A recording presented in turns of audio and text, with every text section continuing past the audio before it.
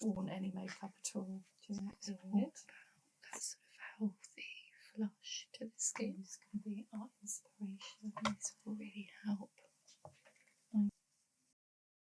A Victorian style makeup from the beautiful Kelly from the ASMR Lounge, and my inspiration is a childhood favourite, Peterrabbit, and I've got such fond memories spending time in the Lake District. My grandparents lived quite near to where her home was, and my mum is from that area.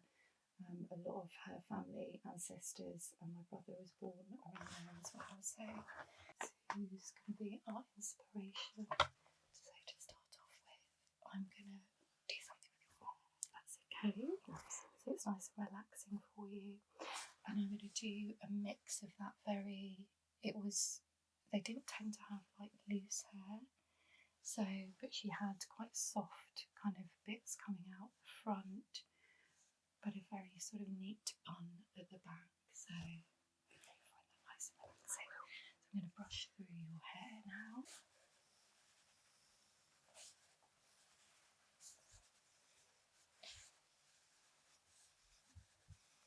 So in Victorian times, it was kind of shunned upon really to have very loose hair. And it was all about it looking quite neat. So I'm going to get Kelly's hair into a lovely bun at the back. Just make sure that it's all brushed through.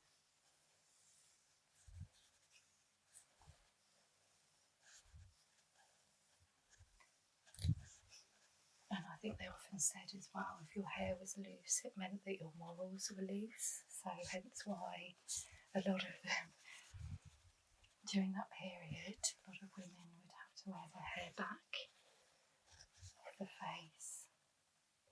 And obviously with Beatrix, later on in her life, having many farms, working farms, she'd probably have a few little bits that would come a little bit looser at the front there, but the majority of it I want to put up again.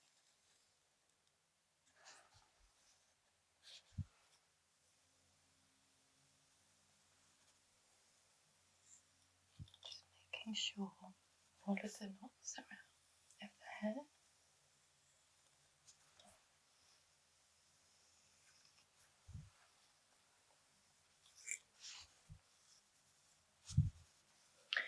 And then I'm going to go with the natural parting.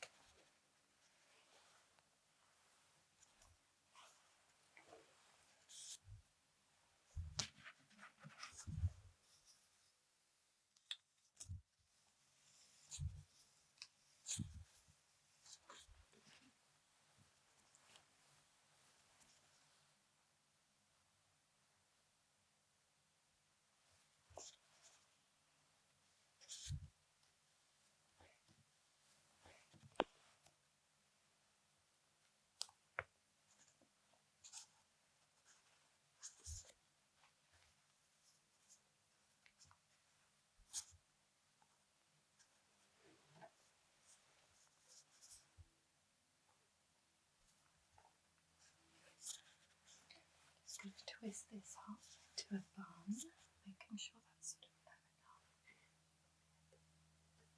Just going to bring that down a bit lower.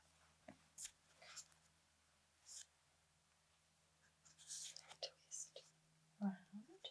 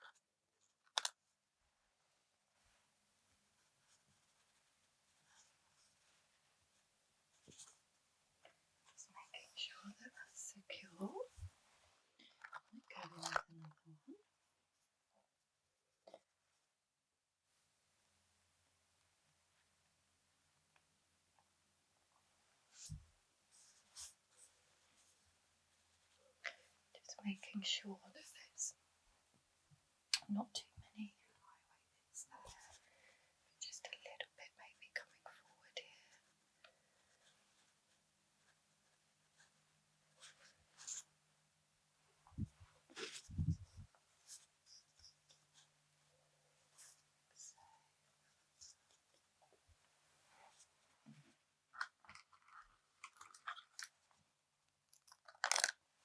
And just so that feels a bit more secure.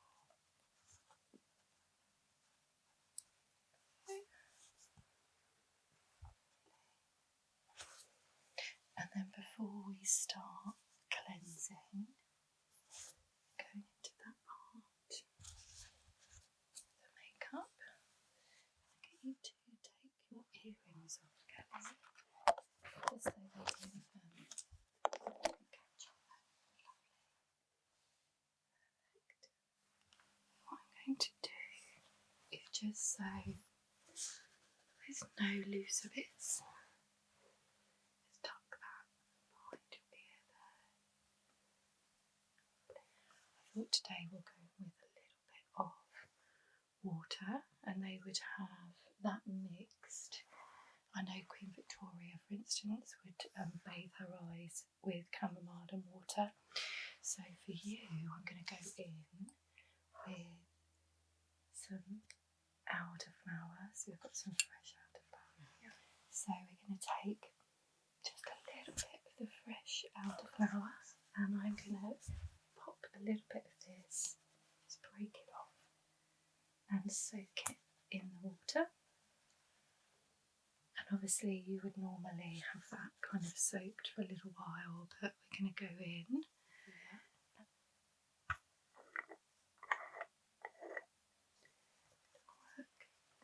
Just a little bit of chamomile and lavender in there. So lovely. So it's going to work.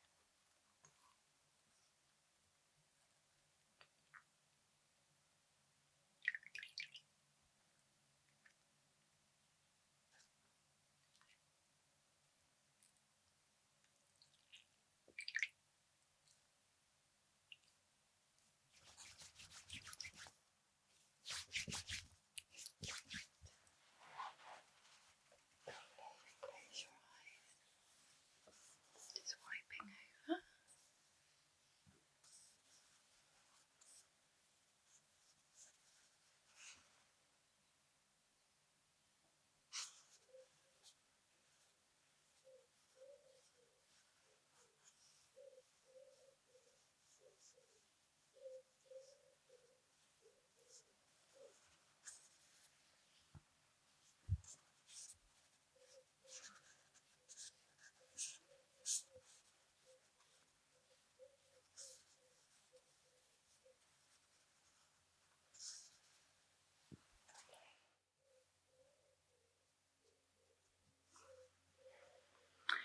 Now they would have gone in, obviously on the skin they did have certain recipes that you would find normally actually in cooking books, because it was all about sort of, you know, not being sort of known in makeup so much, but they certainly had different sort of cold creams that they would use. Now on Kelly today I'm going to mix a little bit of oil, so you could go in with, for instance, the jojoba oil or almond oil or castor oil as well on the face. So obviously making sure, just going to tap off any excess.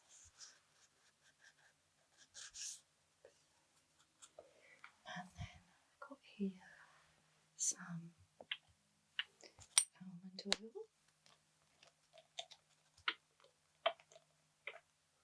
Going to work a little bit of this in the skin.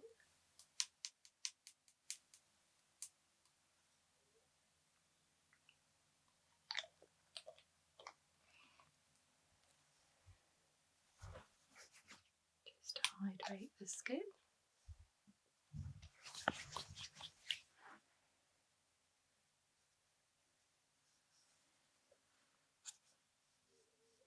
it's all about that sort of healthy flush to the skin.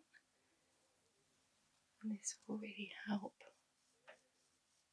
certainly with the massage, just to give a little bit of flush to the cheeks, natural feel to the skin.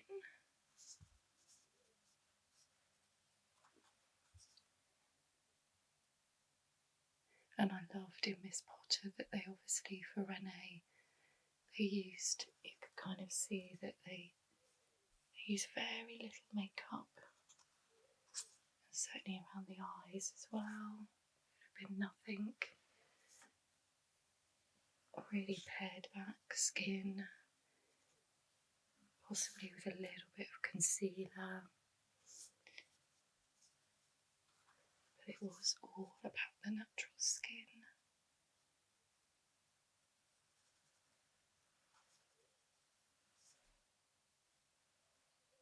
And a really good technique actually to use, certainly for the cheek area, a really good massage technique is just, ladies would have just quickly pinched the skin here just before sort of walking out the door, sort of putting makeup on. That feel okay?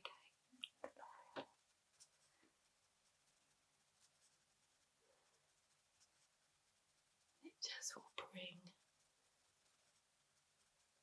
the surface blood up to the skin. You can see a really natural flush.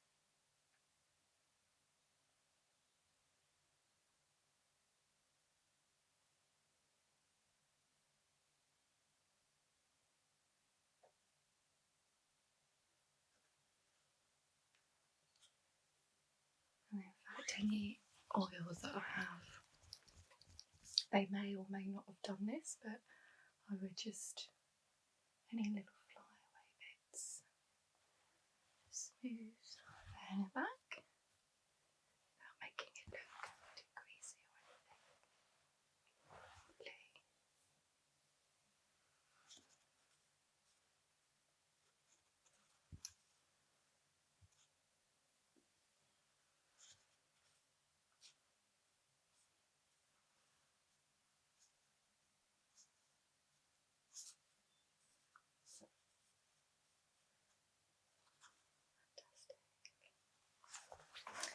I'm just going to wipe off my hands.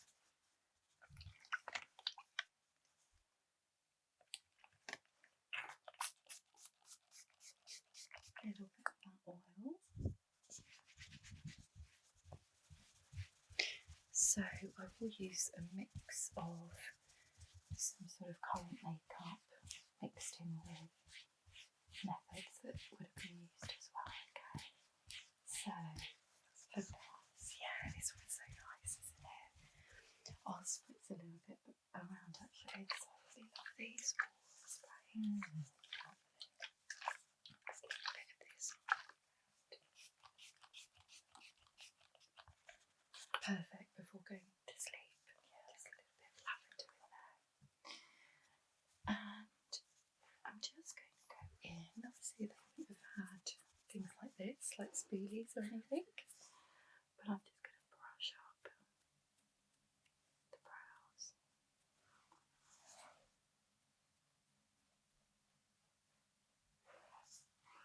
They did actually have, certainly for the eye area, they had a product called Mascaro, which was actually used for men and their beards, and it obviously was then introduced for women's lashes. They'd also use, I mean, you could go in with a little bit of castor oil. It was really nothing was supposed to be seen, which I quite like, that concept of, nowadays we'd call it that no makeup look. But it was all about sort of being really pared back. They would also use a little bit of like charcoal as well would be used, a little bit of ash as well for the eyes. So for today we're not going to do that for you, Kelly, because I don't want any trips down the eye department. So I'm going to go in, I'm just going to mix up a little bit of powder and then add a little bit for your brows and for your, just probably in between the lash line, and do it that way. So it looks very, very natural colour here. It looks, on camera it might look sort of black, possibly, but it's sort of a grey, to kind of replicate that sort of, ashy sort of tone. You can hardly see it. I'm just going to go to do like a wash, just on the brows.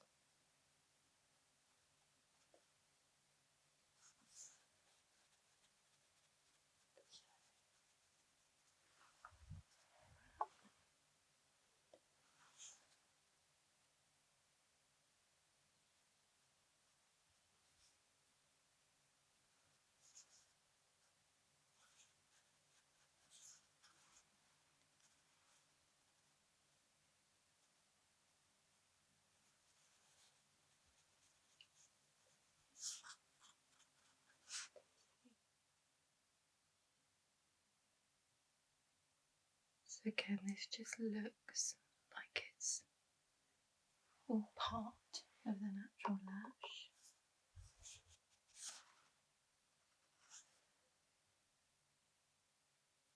It was a period of time actually where women were quite repressed during that period, and if you were sort of seen to be wearing makeup, you would actually be arrested for it. So it was very important that, women would use it, but it was not seen at all. You can see there, open the eyes, so it's just working that in between the lashes. So that sort of replicates a little bit that ash method. And then I want to go in, because obviously we've gone in with the cheeks and done that lovely movement to give a little bit of flush to the cheeks. But what I want to do is just add, this is more for camera, so for the actual film they would have gone in with some product, but very, very sparingly. So that's what I'm going to do. Just go in with a little bit of concealer. Just going to put a little bit on here.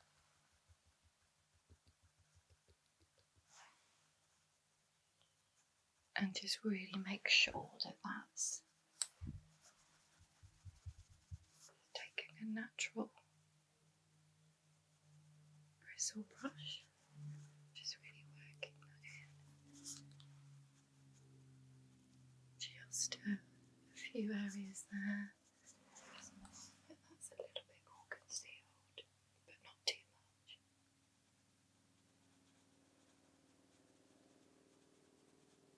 Just really blending that in. Really softening it out so it's barely there.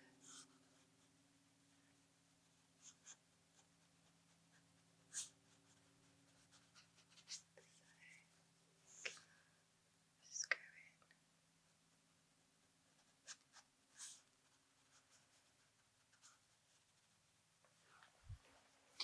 Just take a little bit from my hand.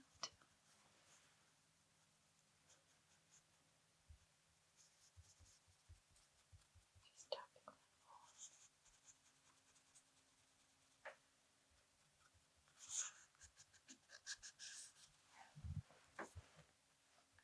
Just taking a little bit more there.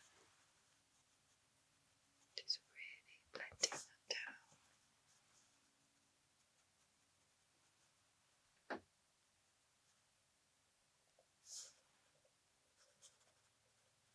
Just going over with the brush. Just working the brush over just to absorb.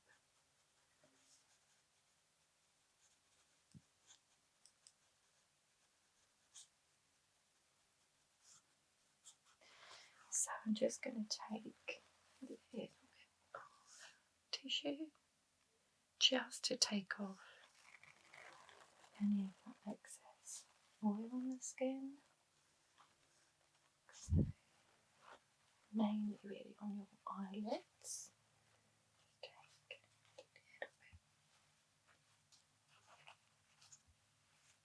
This.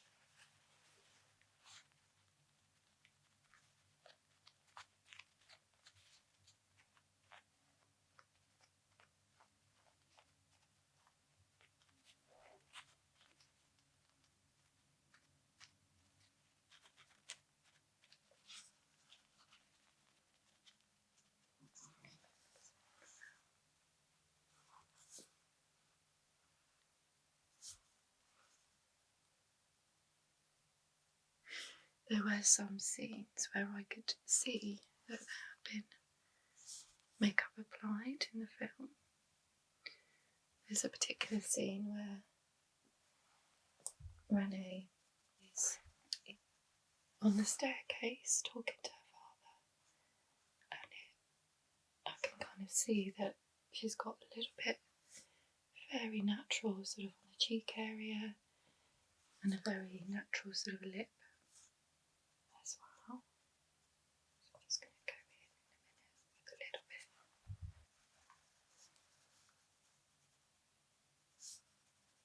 Just really taking down any sort of redness within the centre, but keeping this lovely natural flush. The rest of this. Now the Victorians were sort of, because of the skincare element, they did have sort of certain recipes as well for lip products and salves that they would use, but they would tend not to use anything that was going to create too much shine on the lips. So it's just trying to be mindful of that when I'm doing the makeup today. I'm actually going to go in with this, my powder here, in with this particular product. So I'm going to mix a little bit of this colour here in with this now. So just mix that in.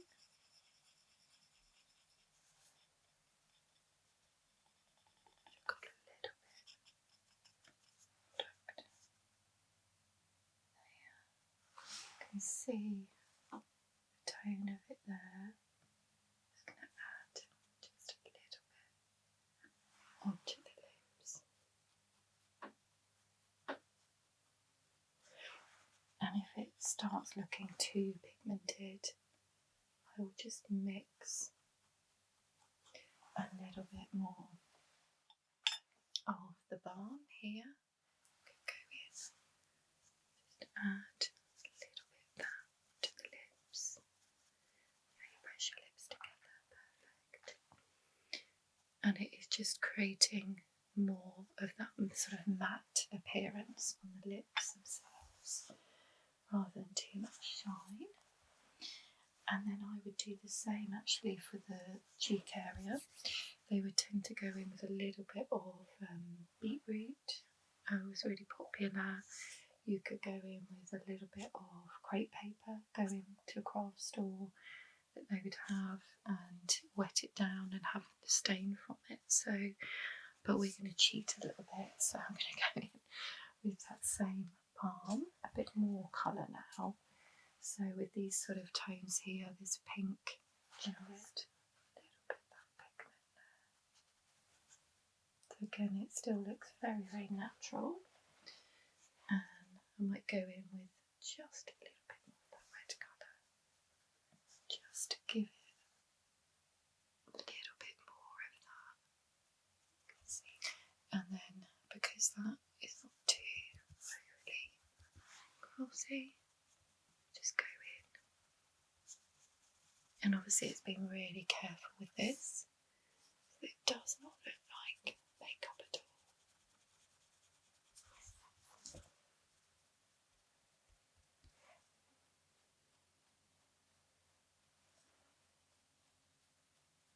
Like that in.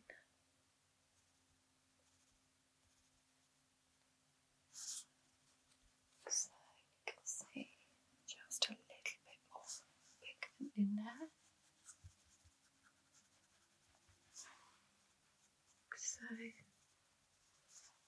just a little bit more flush.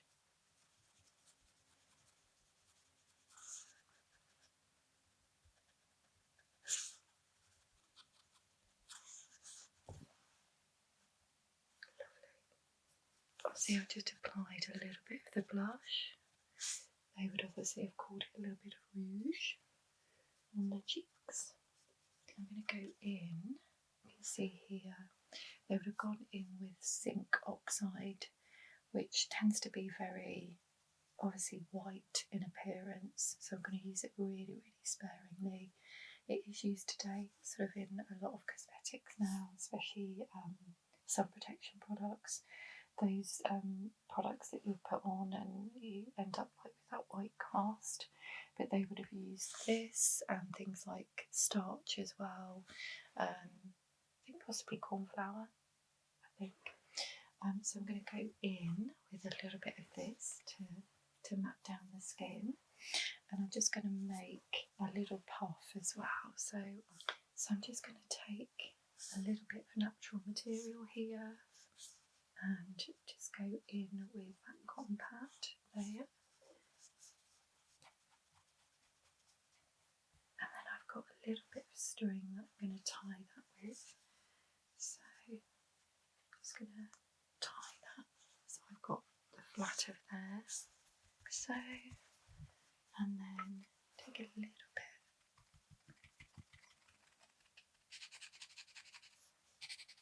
of that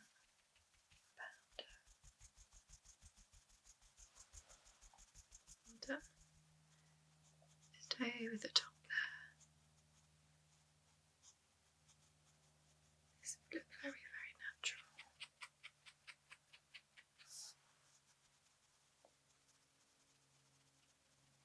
Just really softening that out.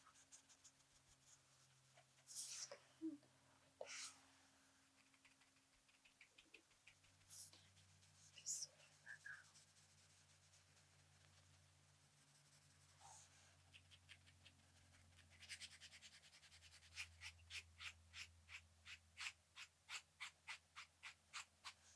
Just going to take a little bit onto the nose.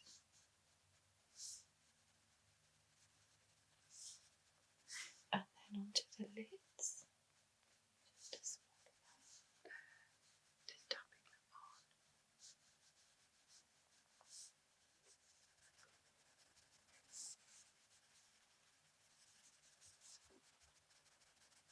And then going in just a little bit more on the cheeks. You can see really like minimal. And then put a little bit of that colour just on the lips here.